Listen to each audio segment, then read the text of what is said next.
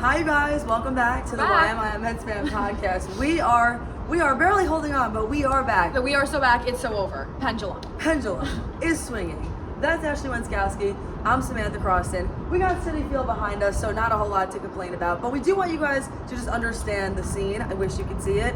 We have this phone propped up on a trash can with a beer bottle holding it up. That's how much we care about you guys. That's how much we want to make things work for you. I think it's Topo Chico Hard Seltzer, if anyone was wondering. We're really out here. This is the pinnacle. This is innovation that excites. But we had to talk to you guys post-game, and I mean, look at this view. This view, it's 8:30 p.m. right now. We got here around 8:30 a.m. So love you guys so much. Couple hours of work left. Couple hours of work left to do, and here we are. Anyway. So let's get into it. What an amazing, awesome day. Unreal. And I think the narrative we kind of keep on saying is you just couldn't have written a better script. This was a sold out game, over 40,000 fans here to witness it. This was a really nice 60-something degree day when it was supposed to rain. Didn't. Lovely April day in New York. Truly. And on top of all of that, the Mets get a 5-0 win. Yeah. Hi, how are you feeling? Tired. I need some water.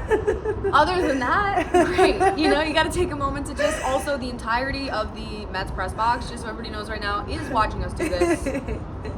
Anyways, hey, this local news, man. Local news. And we appreciate the fact that any of you guys who are watching are here for what we really believe is the beginning of our career. Yes. There's Anyways, a lot more to come. So much more to come. The best is yet to come. One of your favorite phrases. Anyways, moving on. The Mets get a 5-0 win. Truly, the energy in this ballpark today does feel like a carryover from 2024. I know you ask the players, they say, listen, this is a new season. Obviously, a lot of the 2024 things, Mr. OMG himself, are not here anymore, but a lot of the players that were on that team, that NLCS team, are still here. And today, to me, obviously everyone's going to be excited for the home opener. Felt like it was the 2024 playoffs all over again. Yeah, it was nuts. We actually didn't get to see it, or at least parts of the excitement in the beginning, because we were still outside doing other things for work. In fact, we didn't watch much of the game. I'm going to be really honest with you. we were really working hard during this game. We maybe watched an inning. But I say that... I'm being so serious. I say that to say that we heard people screaming from the outside of the stadium when we were still doing promotional things. It was jumping. Yeah. It was electric. Her and I were looking at each other legitimately bummed out because we knew we missed something big and special. But that is a good thing for Mets and Mets fans. Yeah, there is something that gives you the chills. It was the first inning. Francisco Lindor hits the essentially single that he stretches into a double on his own accord. He's initially called out. The challenge rules him safe. And Mets fans were chanting MVP, MVP. Of course, a couple batters later, Pete Alonso gets up there, hits one over the wall. I mean, the opposite field, it was like Milwaukee all over again. It was perfect in the sense that, again, you guys know this, but this is a guy whose future was so uncertain, whose negotiations were so hard on both sides. Yeah. Correct me if I'm wrong, but was it not Steve Cohen who said that the Alonso negotiations were almost as hard, if not harder, than the Soto ones? I think he said harder. Yeah. It was nuts. So to have all of that pressure and all of that weight, and you come up here for your first at-bat in front of a home crowd and hit a home run, you know, to me, it's just like, that's why they re-signed him. Yeah. Like in one swing, it's like, well, it's obvious why he's back here. I get it. I know it's just one swing. I know there's a lot of baseball left to play. But sometimes the reason why baseball is awesome is because it was just an awesome moment. Yeah. And that was just a moment in time that people aren't going to forget. Yeah, definitely felt storybook when you consider everything Pete went through this offseason. I mean, it wasn't that many months ago. We were talking on this very podcast about how we did not know if he would be back in Queens. So that gets it off to a great start. Obviously, some more offense after that. Juan Soto gets his first hit as a Met, doubles in Lindor.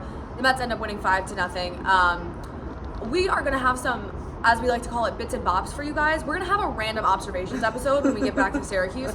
One of those was that Pete Alonso, extremely nice pregame, came up to us, answered a few questions. Great guy. Nothing but positive things to say about good old Petey. So we're going to do some bits and bops, some other random things. But where I was going to go with that was the pitching for the Mets was lights out, lockdown.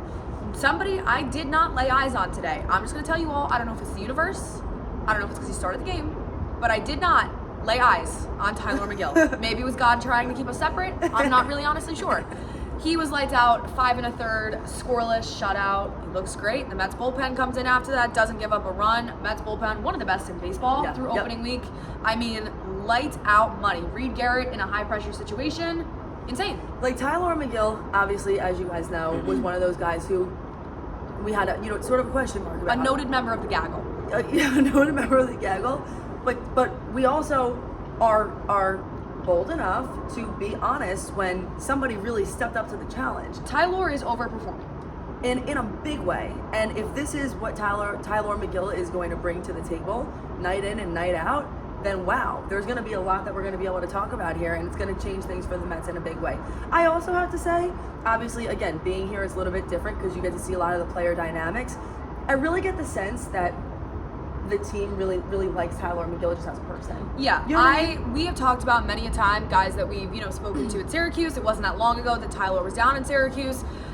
Pitchers, Mets prospects that are still in Syracuse and that have come up since have said that Tyler was A, really big influence on them, and B, that he really has great stuff, and that it's only a matter of time before he puts it together. Now, I'm not ready to say that after 2 good starts to start the season. I mean, that definitely sweeper slider situation he's got going on looks phenomenal. It looks improved since last year. I'm not going to go out and make any bold predictions, and I'm certainly not going to get too high on Tyler McGill, but he looks really good through his first few starts of the season, and I think it does beg the question, if this is the year that Tyler puts it all together, what does that mean for the Mets rotation? Certainly helpful. Exactly. That really is the big question. And especially, obviously, you guys all know this, but like with Manaea out, those things matter and they count for quite a bit. Yes. Beyond that, you also had Juan Soto, which I feel like we haven't talked about enough so far. But that's because his highlight sort of came later in the game. The first hit that he got in a Mets uniform in front of Mets fans came in the 6th inning, drove in a run. Lindor, awesome. And again, just to see, we did a lot of, why we didn't watch a lot of the game is because we were doing a lot of fan interviews. We were trying to get some things for social media. We will be pushing that out. Yeah, so just know some of this content is actually going to come out later in the week because we want to extend the fun for you guys. But one question that we were asking fans today was one word that comes to your mind when you think about the Soto signing. I mean, people were essentially breathless. You're hearing excitement, you're hearing surprise. Yeah. And I think in some cases even shocked because there are, yes, a lot of people who really thought that he would stay with the Yankees. So even that came up a couple times where people are saying, we're just so happy and so honored that he would come over from the Yankees to be with the Mets. Because let's be real, that's not something that happens a lot. It's really not. Or ever. Right. When's it ever happened before? Right. Yeah, definitely the signifying of a new era here. I know we've talked about that all offseason. I think to see Juan Soto in the flesh, in blue and orange, I mean, in the Mets lineup here at Citi Field, certainly a welcome experience for Mets fans. We talked about it. I mean, how insane is that you have possibly 15 more years of that here at Citi Field? It's hard to even wrap your mind around. This is trivial, but we looked at each other and we were like, so we're going to be 40 when Juan Soto's not a Met. I mean, come on. Things we are not right now. 40. I was going to say, that entire sentiment makes me feel mixed things. I'll be but 39 she's not wrong. in case anyone was wondering. Anyways. She's not wrong. No, it's really true. It's like, it makes you realize how different this organization could possibly feel. Again, I feel like you guys know this by now. Her and I don't really blow things out of proportion. Yeah. Even with Juan Soto, we want to obviously see how it all goes, see what happens. A million things could change in between now and then. But when there's a generational player, there's a generational player. Yeah. And his influence is already being felt in the sense that there's a reason this place was sold out today. Yeah. Like, you look around at the jerseys, you're seeing a lot of the number 22. A lot. Not to mention, I mentioned this in one of the things we put up pregame, but I think it's just such a welcome, right? Francisco Lindor is a guy who loves being the leader of this team. Do I think he still unequivocally is the leader of this team? Yes, he's been here for years and he's seen the Mets through a lot of things. At the same time, is it always a benefit when you can have a balanced team that has numerous leaders? I mean, you have Lindor, you have Soto addressing the media postgame in English and in Spanish. You have Alonso getting up there next to Soto postgame. Then you go into the clubhouse, Brandon Nimmo standing right there answering questions, and then Lindor comes around. I think when you have a team full of, forget about the lineup and forget about baseball for a second, when you have any professional sports team where you have 5 guys that are veteran leaders on a team, around 30, that is a difference maker. These are guys that have seen a few things, that have been around the league, and that can really provide some positive leadership for the Mets for the next decade. Well, I totally agree with that. but I also like want to give the Mets credit because just because even if there was 5 guys on some team that knew how to lead, that doesn't always mean that they're going to mesh well together. This is working for several reasons. Yes, a part of it is they have veteran leadership in a lot of different positions. It's also working because nobody wants to necessarily be the guy. Yeah. They want to play 100%. as a team.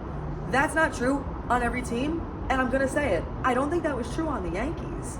I do think that's true here. Yeah. And I'll even give you just, this is like a very small example, but today, Juan Soto and Pete Alonso come out in the post-game press conference essentially, and like Ashley said, we were able to talk to some guys after the fact, but there's only 2 guys that come up to the podium. Yeah, there's only 2 guys that come up to the podium besides Mendoza, and that's Alonso and Soto. And I don't even know if you noticed it, but there was like, you know, a couple questions. There's like one question in particular that the reporter asked to both players, and Alonso looked at Soto to be like, you can answer it first. And Soto kind of waved him off and was like, no, you got it. Respectful. It really Pete is. Alonso's been on this team longer. I know, and I know that seems like a little thing, but it wasn't to me. Yeah, Because I agree. I'm sure that there are a lot of people, reporters even, who are so eager to hear from Juan Soto because he's the new guy. The name, and the flashy. all of it. And for Soto to even nod him off after that and be like, no, I really want you to do this, showed me everything I need to know about who he is as a person. That's a great observation, genuinely. Yeah, I think, you know, everything that you observed that you would normally get to see, right? We're walking out of the clubhouse and Soto and Lindor, 2 of the last guys in there, speaking to each other in Spanish, joking around about the game today. Francisco Lindor, just so everybody knows, did look us in the eyes and say, have a good night. That was cool. Yes, I completely agree that it feels like this group of players is going to be, the Mets have had, right, this core of position players for a long time. That has been their driving force. It has not been the pitching in the last few years. It's been this core of position players. Nimmo, Alonso, Lindor, McNeil to some extent. Further thoughts on that at another time about Jeff McNeil. Agree. But now Vientos, can't forget Mark. Talk to Mark as well. Great guy. But they've had this core of position players for a long time, right? And it's like, it's been good enough, but it hasn't been great. Obviously, they haven't been in the World Series yet with this exact core. And I think you look at the Juan Soto addition to that, and you're like, maybe this is really what sends it over the edge. Of course, it's April 4th, and I know that, but maybe. I think that sort of brings us to our last point of the night, which is 2024 was a really, really good year to be a Mets fan, and it was an unexpectedly good year, quite honestly. Yeah. As many of you know, we started this podcast in May. The Mets blew in May. They were awesome by the time the season was done. Is it awesome? Is it us? We can't make that decision right now, but those 2 things did happen at the same time. All that to say, you know, the job's not done yet. The fans here, but most certainly the players, want to go to a World Series and win. Those are 2 things that I almost feel like are separate. Getting to a World Series, Dodgers, right? There's that. But then winning a World Series, next problem. Hey, Dodgers fans, we had multiple people today tell us that for 2025, what would satisfy them is getting past the Dodgers. So just know that you're in everybody's brains. You are at the top of everybody's minds, bro. It is rent-free. Crazy, living rent-free.